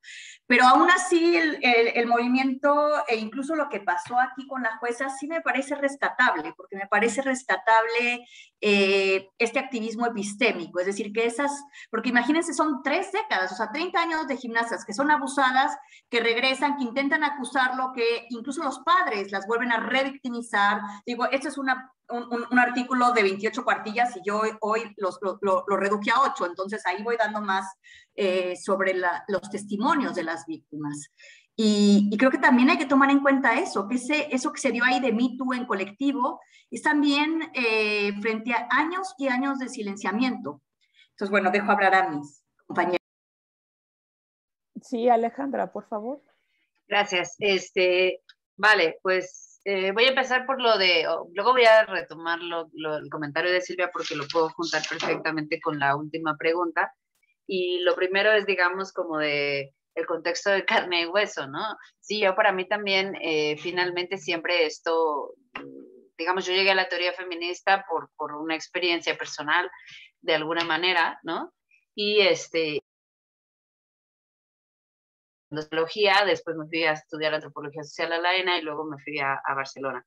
Entonces, como que he hecho varios movimientos, de alguna manera, en el ámbito disciplinar. Regresé a la psicología social, que era mi origen, pero y finalmente ahora mismo estoy enseñando en comunicación, entonces he aprendido también todo el marco teórico de la comunicación y a mí eso me fascina, o sea, me gusta mucho tener la filosofía como un marco más amplio y justo me fascina la teoría y siempre estoy diciendo que la teoría es la filosofía presente en todas las disciplinas. O sea, porque finalmente esa separación no tuvo que existir, pero bueno, pero en fin, lo que me gusta es como poder tejer estos diálogos amplios, y pienso que la teoría feminista, como podrían ser también los estudios culturales, por ejemplo, son esos lugares transdisciplinares en sí mismos que nos invitan a verlo de esa manera, ¿no? Entonces, esa en sí le veo como una potencia.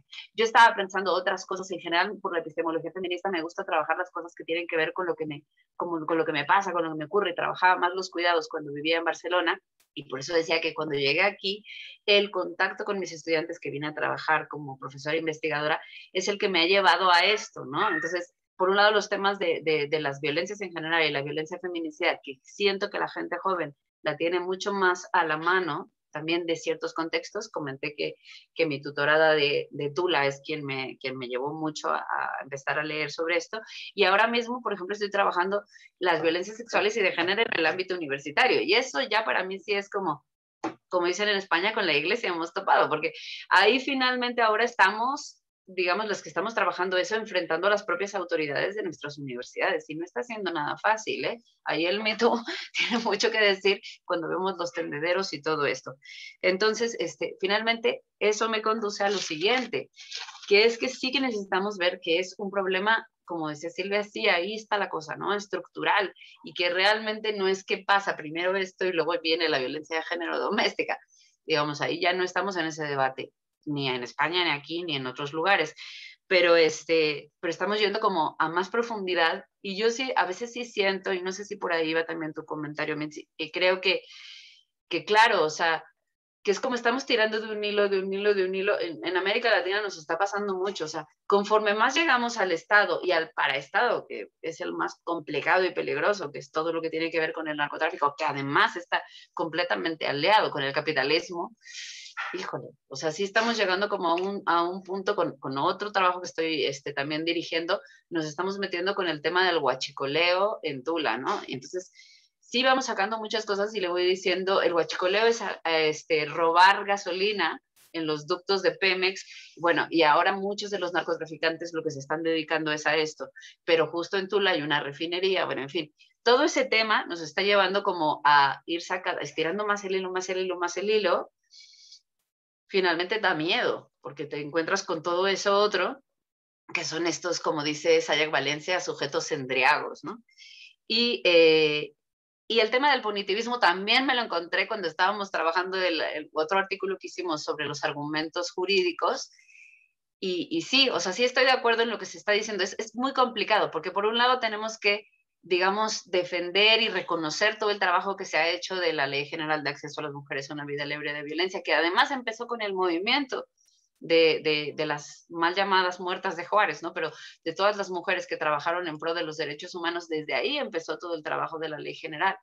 Y después pasando por la tipificación del feminicidio. Ok, tampoco podemos pedir solamente que haya administración y procuración de justicia con sensibilización de género. O sea, son las cosas que vamos a ir diciendo, y que sí, pero tampoco podemos ser tan inocentes como para pensar que eso ya lo va a resolver, porque justamente no lo está resolviendo. Entonces, sí que creo, pero digamos, tampoco vamos a decir que eso no funciona.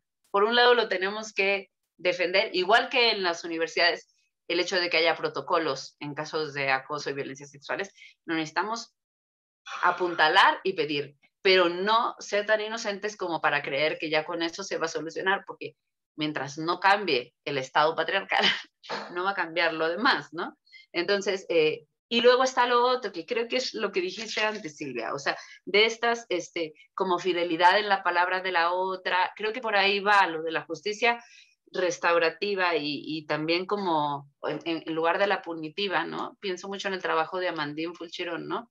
Que es como las mujeres, ella lo trabaja sobre las mujeres de Guatemala que fueron violadas en un contexto de guerra, etcétera, y cómo la ley de las mujeres le llama, ¿no? Cómo no nada más resarcir y que metieran a los culpables a la cárcel era suficiente, sino que en realidad lo que las alivianaba en todos los sentidos era el trabajo colectivo con otras mujeres que habían pasado por eso.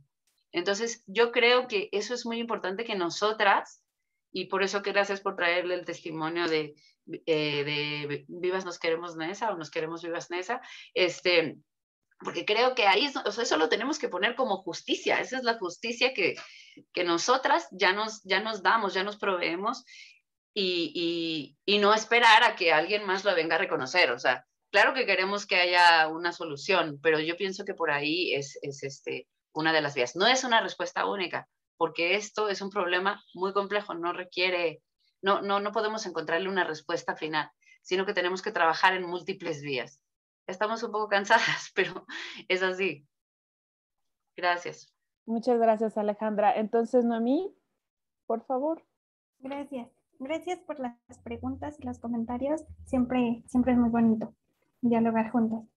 Con respecto a la vulnerabilidad como abundancia, pues tiene que ver con estos casos que están mencionando, ¿no?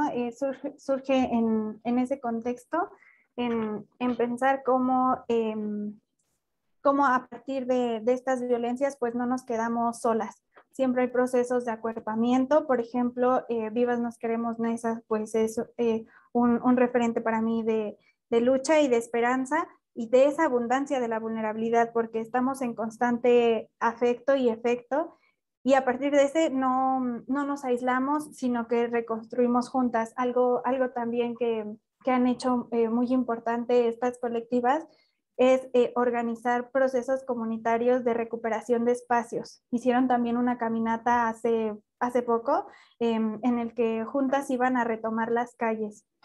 Entonces, esos son procesos en donde yo veo también la vulnerabilidad como abundancia, porque nos conecta con todas esas luchas. También, por ejemplo, con esos procesos organizativos de alimento, algo tan duro también que nos ha traído la pandemia por COVID-19 es esta incertidumbre económica, y aún así, ante todo eso, ante esa precarización, de todas formas hay mujeres organizándose. ¿Y para qué? Para sostener la vida. Entonces creo que eso es muy, muy importante, y lo podemos pensar a partir de la vulnerabilidad, no como carencia, sino como lo que nos da todo esto. Y también lo vemos en el ámbito académico, ¿no? Creo que este proceso de diálogo que estamos teniendo es a partir de que nos podemos afectar entre nosotras, y esto no nos está quitando nada, porque podría decirse, bueno, entonces no hay una sola verdad, por ejemplo, ¿no? Porque hay múltiples palabras, múltiples voces, pero eso no es algo negativo, no es algo que nos esté robando algo como un aspecto de la realidad, sino que nos está dando todo, nos está dando esta multiplicidad y esta riqueza de poder estar juntas convergiendo en la multiplicidad de las palabras. Y con respecto al universal, es algo muy, muy importante. Creo que en Vida Precaria es donde Judith Butler menciona que aunque este cuerpo tiene un carácter social y como principio ontológico pues universal esta vulnerabilidad, eso no quiere decir que no tenga forma, ¿no? Que sea como es esta cuestión, como regresar a un humanismo o proponer un concepto de persona como si ese cuerpo estuviera desprovisto de sexualidad, o de sexo o de género. Porque Judith Butler dice, no podemos pensar eso así. Siempre que pensamos en cuerpo, pensamos en poder. Ay, perdón, mi gatita. Y poder con estas cuestiones que se nos están atravesando sobre las normas de la sexualidad, las normas del género. Entonces, no quiere decir que sea un cuerpo amorfo, que no se le pueda identificar, que sea un cuerpo social, sino pensar ese principio universal de otra manera. Nos remite a lo concreto también, porque quiere decir que si esa vulnerabilidad, si bien es una condición del cuerpo, de la carne, es también un momento de hacer concreto, de hacer situacional algo, porque aunque todos estamos en constante red de afección, nos afectamos de formas diferentes y también nos reconstruimos y nos recodificamos de formas diferentes. Entonces sí que Butler está recuperando lo universal, y por eso es que no está eliminando esta cuestión del sujeto mujeres. Lo único que está diciendo es que puede construirse de otro modo en virtud de esa vulnerabilidad de las categorías y de los cuerpos. Muchas gracias, Noemí. Entonces, vamos a hacer las preguntas de Facebook, si les parece. Elvira Cassin hace 2 preguntas, una para Miriam y otra para Noemí. La primera dice, al ser hacer traumático, perdón, el acto de abuso sexual podría tener consecuencias en cuanto al problema de la memoria. De ser así, ¿podría el activismo epistémico funcionar como una solución? ¿Cómo? Y la siguiente pregunta para Noemí dice, ¿la vulnerabilidad en tanto abundancia deja atrás sus connotaciones positivas o negativas que podría tener tradicionalmente? ¿La vulnerabilidad se vuelve pura deformación? Es la pregunta, entiendo. Y hay una pregunta más de, permítanme, de Uriel Calvo, que es más general, mucho más general. ¿Qué opinan acerca de las ideas de Donna Haraway? No sé si la podemos un poco reducir a algún señalamiento que quizás nos quiera dar Alejandra, por ejemplo, ¿no? Y ya vamos como cerrando, ¿sale? Miriam, por favor. Pues una muy buena pregunta, porque es parte de lo que trabajo en este texto, que recorté mucho, por dos cosas. Bueno, una, lo traumático ha sido un problema justamente para las pruebas, porque con lo traumático puede haber olvido. Entonces, Susan Brisson, por ejemplo, que les mencioné, cuenta que cuando ella va a la comisaría y le preguntan qué lleva vestido, ella no se acuerda, ella se puede acordar del olor del tipo, pero no se puede acordar qué lleva vestido. Entonces, claro, ahí tienes que cambiar la manera en la que piensas la prueba y el testimonio. Y en cuanto al activismo epistémico, también es interesante porque justo Kay Stefan, que es la que hace esta frase de las niñas no son pequeñas toda la vida, que usé como título, crecen y son mujeres fuertes, ella la viola Larry Nassar cuando tiene 6 años, pero es a los 12, y la viola varias veces, pero es a los 12 años, cuando escuchando a una amiga que le cuenta que su primo abusó de ella, que ella logra articular eso. Entonces ahí también podemos ver el Me Too de alguna manera, y eso también me hace pensar en lo de Noemí, es decir, y en la injusticia hermenéutica, que es lo que trabajo ahora, en cómo la falta de categorías, de recursos hermenéuticos, de posibilidades de articular en un discurso, nos hace vulnerables. Y finalmente, el lenguaje también siempre es una relación.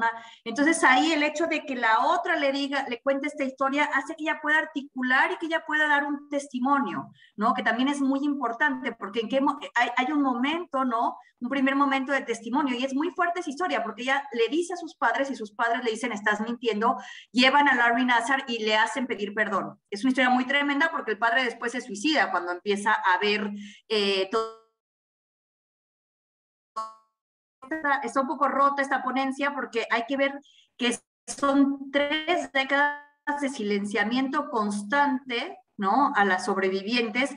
Y esto otro que dije, que al principio iban a ir X número, y entonces ellas empiezan a verse en la televisión, que yo al principio dije, bueno, es que es muy superficial hacer un texto sobre esto, solo porque lo vi en la televisión, yendo a un congreso. Luego dije, no, ¿por qué no me pongo a pensar a fondo el hecho de que lo vi en la televisión? ¿Por qué no me pongo a pensar a fondo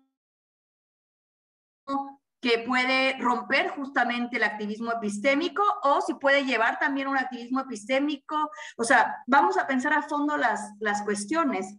Entonces sí, creo que sí. Gracias. Gracias, Miriam. No sé si entonces ahora vamos con primero Noemí, después con ¿no? Alejandra. Sí. Sí, gracias. Gracias. Sí, con respecto a lo de si la vulnerabilidad tiene que tenderse más allá de las cuestiones positivas o negativas, diría que es algo complejo. ¿Por qué? Porque si pensamos la vulnerabilidad como un principio corporal, sí tiene, no tiene que ver con estos predicados, sino con el ser, ¿no? Pero ya concretamente hablando, no podemos pensar si no es a partir de esos predicados. ¿Por qué? Porque como decíamos, ese ser no es algo ajeno a la experiencia, no es algo que ya esté formado, sino que está constantemente materializándose. Entonces, en ese sentido, no puede ser algo como les mencionaba, algo amorfo, esta vulnerabilidad, por las relaciones de poder, porque esas relaciones de poder hacen que algo sea concreto. Y entonces, inevitablemente, hablaremos sobre lo positivo y lo negativo, como en el tema de la mesa, en las resistencias y en las violencias. A partir de ahí se tiene que comprender. Quisiera citar un poquito un texto de Butler, el de Cuerpos Aliados y Lucha Política, en el que dice, abro cita, si aceptamos que parte de lo que un cuerpo es, y este es de momento un planteamiento ontológico, se cifra en su dependencia respecto de otros cuerpos y de otras redes de apoyo, entonces estamos sugiriendo que no se pueden concebir los cuerpos individuales como si fueran totalmente distintos unos de otros. No es que se los presente dentro de un amorfo cuerpo social, ni mucho menos. Nunca podremos entender la vulnerabilidad del cuerpo si no la enmarcamos dentro de las relaciones de poder que éste mantiene con otros seres humanos, con los procesos vitales y con las condiciones de la vida. Cierro cita. Y creo que aquí es donde Butler está diciendo, sí que es un planteamiento ontológico cuando decimos que los cuerpos son interdependientes, pero eso no quiere decir que como vulnerabilidad ya estemos planteando un universal abstracto, porque esa vulnerabilidad siempre nos remite, nos concretiza inmediatamente. Nos está diciendo, en tanto vulnerables, siempre estamos en relaciones de poder. Y esas relaciones de poder nos hacen determinados sujetos, nos ponen en ciertas situaciones, en este caso de violencia, pero también de resistencia. Entonces la vulnerabilidad no es algo abstracto, no es algo amorfo, sino esa condición universal en la que nos hacemos seres concretos. No sé si contesta bien. Sí, muchas gracias, Noemí. Entonces, Alejandra, si nos quieres compartir algo, por favor. Bueno, no sé qué decir, porque si soy fan de Butler, soy requete fan de Donna Haraway, entonces va a ser un poco difícil. Solamente decir que eso, como que también es una de esas personas que tiene recorridos tan diversos y que te invita a su lectura. Digamos, si ves como las partes que tienen que ver mucho con más epistemología, pues sí es una lectura, si quieren, filosófica, pero también como es bióloga, entonces vienen como todas estas cuestiones. Yo creo que de las cosas más interesantes que plantea, por un lado, es a nivel epistemológico, conocimientos situados, otra edad significativa, el vínculo comunidad mínima de análisis, o sea, varios temas muy interesantes que también tendrían que ver con esta relacionalidad de la que nos está hablando Noemí con Butler, y por otro lado tiene toda la idea de también romper con estos binarios, y uno de ellos, el más importante que dinamita Donna Haraway, es el de naturaleza y cultura. Entonces todo el tiempo nos está haciendo pensar en cómo se van trastocando y cómo en realidad no hay lo uno o lo otro, ¿no? Creo que ayer también en la mesa de ayer se hablaba de esto de lo femenino asociado a la naturaleza, ¿no? Que es una de las cosas que hemos arrastrado. Entonces, pues eso, que es una delicia leerla, tiene muchas metáforas, también a veces hay que entrar con esa disposición, y ya que entra uno a su universo, dan ganas escribe muy bonito y solo dan ganas de escribir y escribir con otras, porque te invita a eso, ¿no? Y yo creo que es también una de las grandes filósofas feministas que tenemos que tenemos que traer con nosotras. Ya está. Muchas gracias, Alejandra. Terminamos con muy buen tiempo. Agradecer finalmente, ¿no? Agradecer a las ponentes, agradecer a las personas que están aquí en la sala de Zoom, y agradecer a las cerca de 353 personas que se dieron la vuelta en la página de Facebook de la AFM, y a las 48 que nos vieron también en el seminario de potencialidades. Eso quiere decir que hemos tenido alcance, ¿no? Y pues ha sido muy grato escucharles, definitivamente. Ya para cerrar, entonces, consideramos pertinente mandar saludos y digamos, abrazos solidarios a las compañeras de Nos Queremos Vivas Nesa, y a todas las mujeres que se encuentran resistiendo y luchando, ¿no?, a las violencias patriarcales y a sus cómplices, y esperar que estos diálogos y este trabajo que estamos haciendo en conjunto, este acuerpamiento, ¿verdad?, no solamente esté apoyando y acompañando, sino también haga los suyos, los propios. Entonces, bueno, si les parece, vamos a cerrar ahora la mesa. Regresamos en aproximadamente unos 13 minutos, a las 11 nos vemos por acá. Muchas gracias, ha sido un súper placer y nos vemos en 13 minutos. Gracias, un placer. Gracias, de verdad. Gracias. Muchas gracias. Bye. Abrazos, bye.